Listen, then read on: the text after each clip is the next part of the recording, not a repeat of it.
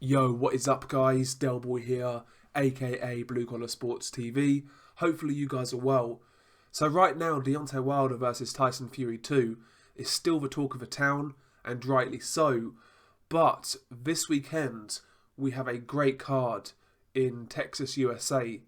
In the USA, this fight will be on DAZN, and in the UK, it's going to be on Sky Sports, I believe. I think this card is a pretty good card, to be fair, and there are some things to really look out for. The main event in itself is a pretty good fight. Mikey Garcia versus Jessie Vargas. I think that's a solid bout.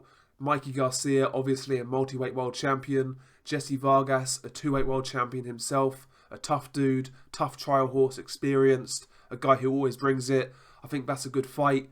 Mikey Garcia obviously coming off at defeat to Errol Spence Jr., where he jumped up 2 weight classes. You know, he took a bit of punishment in that fight. He's been out of the ring for a year.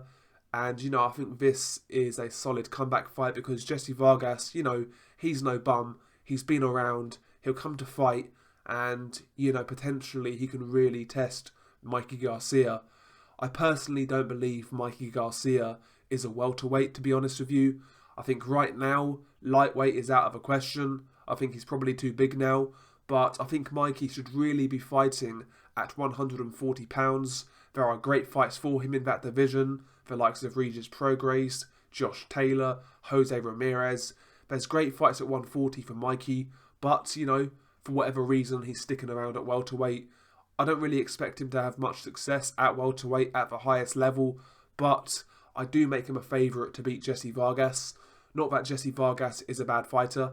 He's a good fighter in his own right. You know, like I say, comes to fight, he's tough, he's durable, solid basic fundamentals, you know, good jab, good right hand, half decent hand speed, and he can brawl as well. He's a good fighter, but I think Mikey, you know, his ceiling is higher in my opinion, a much better counterpuncher, much better jab. I think he's just a more technically sound fighter despite being smaller. I think he'll actually have some problems in this fight. I believe it will be competitive. But I expect Mikey to get the job done. I can't envisage Mikey Garcia stopping Jessie Vargas. I don't really believe Mikey's got the power to stop full-blown welterweights, to be honest with you. But I think he's got enough in the locker to outbox Jessie Vargas. But I do expect this to be competitive.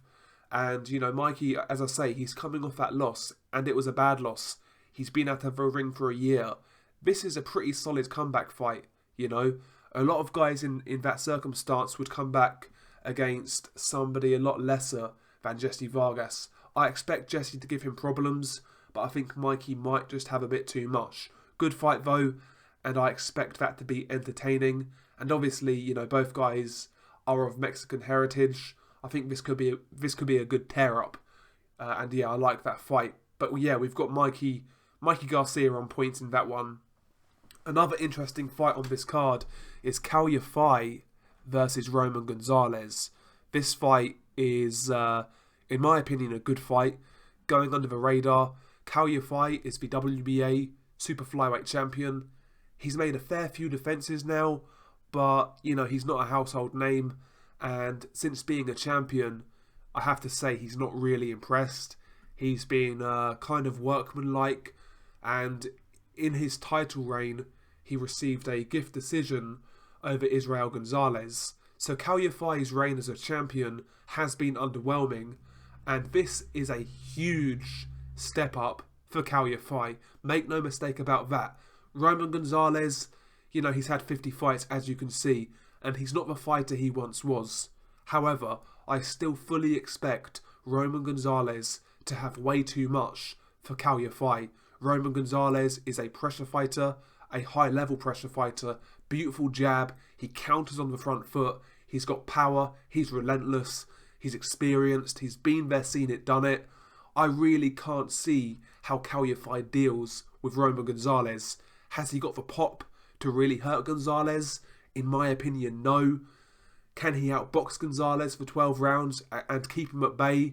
In my opinion, no. I really believe Calya Fai's back is up against the wall in this fight. I will be mightily impressed if Calya Fai wins this fight.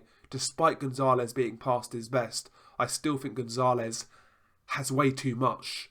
He really does. If Cal does it, it's a great win, but I really don't see it. But ultimately, this is the fight he needs. He's been treading water as a champion, and we need to see how good he is. I personally don't believe he's at that level. Not saying he's a bad fighter, he's clearly not. But the super flyweight division is full of killers, and I don't really see Cal Yafai troubling the real elite guys in the division, and I still see Roman Gonzalez as one of the elite guys, to be honest. So we've got Roman Gonzalez to win that fight, and I actually believe Roman Gonzalez is going to stop Cal Yafai. Funnily enough, a couple of weeks ago, when I was looking at the odds for this fight, and somehow Roman Gonzalez was an underdog. I'm not sure whether that's still the case, but if it is the case, I'm going to put some money down, because I think they are, that's great. If Roman Gonzalez is an underdog against Cal Yafai, it's worth some money. It really is. Couldn't believe that when I saw it. But yeah, solid fight, massive test for Cal Yafai, sink or swim, but I expect Roman Gonzalez to win that fight, to be honest. I really do. I think he'll have too much pressure, too much power, too much experience. And yeah, I see Cal Yafai crumbling probably mid to late rounds in that fight.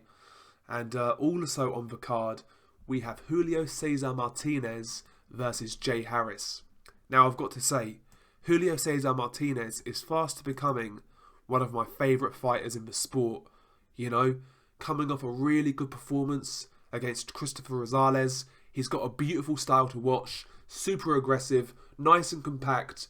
He'll be very creative with his offense. He'll throw triple left hooks. He'll lead with big power shots. Super aggressive, high output, knockout power. This guy is great to watch. The pressure he brings is immense, and I don't see Jay Harris coping with it at all, to be honest. Jay Harris is a good sort of European level boxer. He can stick and move. I felt he looked quite good against Paddy Barnes when he knocked him out. He also outboxed Angel Moreno, a former title challenger. Jay Harris is a good fighter. He is a good boxer. But again, I don't think Jay Harris, first and foremost, has the ability to evade Martinez for 12 rounds. And he doesn't have a pop to keep Martinez honest. He certainly can't knock Martinez out. I really believe this fight here is a foregone conclusion. I fully expect Martinez to win, and I expect him to win in good fashion. But, I'm looking forward to it because I love watching Martinez fight. I really do. His style is something else. It really is. His style is like a dude who snorted a fat line of marching powder and he goes for a tear-up. His style is crazy. So much aggression, so much, just intensity in his style. Great fighter to watch, but we expect Martinez to win by knockout. Joseph Parker, also on the card. Disappointing opponent, it has to be said. Sean Del Terrell Winters, he is a 13-2 heavyweight, not really known. 39 years old. He's really not going to trouble Joseph Parker, or he shouldn't do at least. He is coming off a half-decent win against Alexander Teslenko, who was a decent prospect at one point. But again, I just don't see him really troubling Joseph Parker. This is a routine fight for Joseph Parker, but he needs to look good. Joseph Parker, in my opinion, since he's come back, he's not really looked too great. Didn't look great against Alex Leopai. And Joseph Parker's in need of a good performance. Since those back-to-back defeats to Joshua and White, he's really not done anything. And and this fight is it's not a great fight. It's not a great opponent, but he needs to look good. He needs to get a knockout. He needs to look destructive, in my opinion. The heavyweight division, as we know, is all up in the air right now. Tyson Fury just beat Deontay Wilder. The division is red hot. Joseph Parker needs to get his name out there and make another run. He's still young. I believe he's 27 years old. He has talent. He's got ability. He needs to make a move.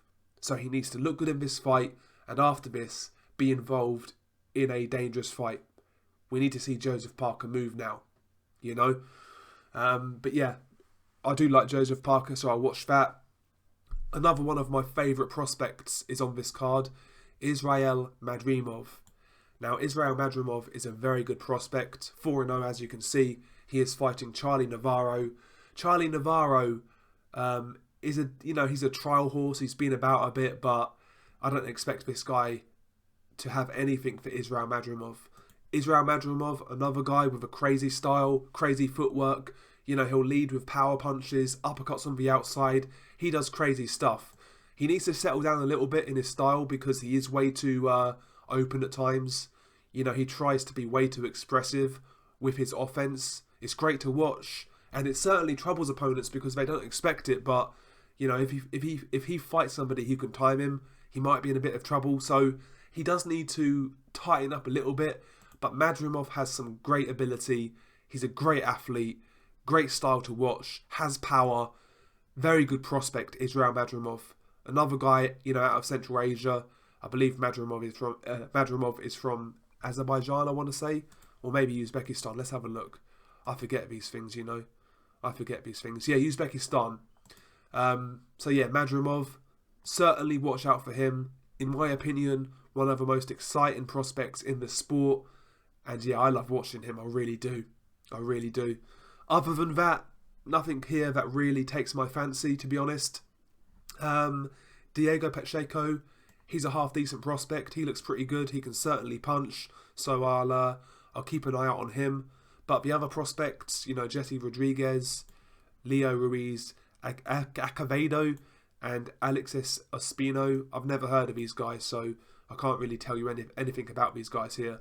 But yeah, solid card on DAZN, also on Sky Sports in the UK, Matchroom USA. I like this card, I really do. I'm a bit disappointed by Joseph Parker's opponents, but it is what it is. We can't have it all, can we? So it's a solid card. It's a solid card. Anyway, share your thoughts below. Tell me what you think of this card.